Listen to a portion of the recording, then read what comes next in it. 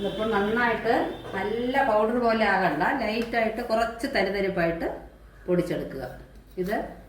എന്നിട്ട് നല്ല ഒരു ഉണങ്ങിയ പാത്രം, ഒട്ടും ജലാംശം ഉണ്ടാകരുത്, നല്ല ഉണങ്ങിയ ഒരു നല്ല എയർ ടൈറ്റ് ആയിട്ടുള്ള പാത്രത്തിലോ ഇല്ല ബോട്ടിലോ നോക്കിയിട്ട് വെച്ചാൽ ഒരുപാട് നാൾ കേടുകൂടാതിരിക്കും. ഹായ് ഫ്രണ്ട്സ്, നമുക്ക് ഇഡ്ഡലി പൊടി റെഡിയാക്കുകയാണ്. ഇത് കടലപ്പരിപ്പ്, തോരൻ പരിപ്പ് ഒരൊഴക്കെടുത്തിട്ടുണ്ടായിരുന്നു. അതിനെ കഴുകി ഉണക്കി വറുത്ത് വെച്ചിട്ടുണ്ട്.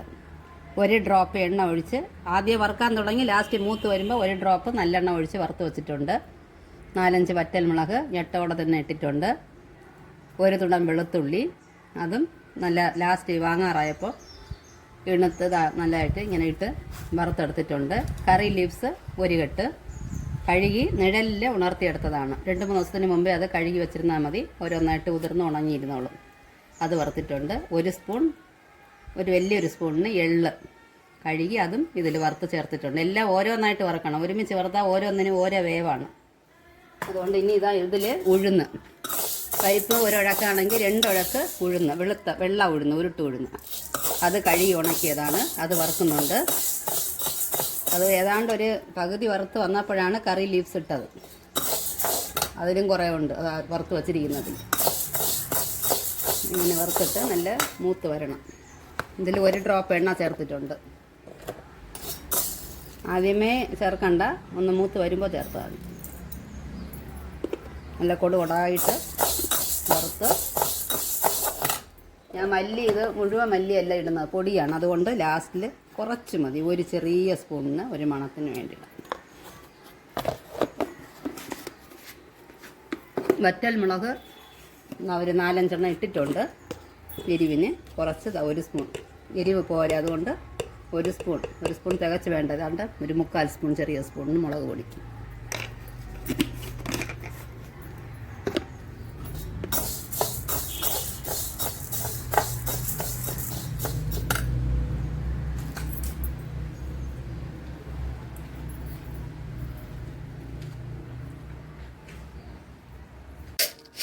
എന്നിട്ട് ഒരു സ്പൂൺ കാണം, ഇത് കറുത്ത കാണം കഴുകി ഉണക്കി വെച്ചതാണ്. ഇത് ഒന്ന് വറുത്തിട്ട് പൊട്ടാൻ തുടങ്ങുമ്പോൾ ഇതിൽ കൂടെ ചേർക്കണം. ഇനി കായപ്പൊടി ഇടണം, കുറച്ച് കായപ്പൊടി. അത് ഇഷ്ടമുള്ളവർക്കിടാം. കായം വെളുത്തുള്ളി ഇട്ടതുകൊണ്ട് കായം വേണമെങ്കിൽ വേണ്ട ഒഴിവാക്കാം.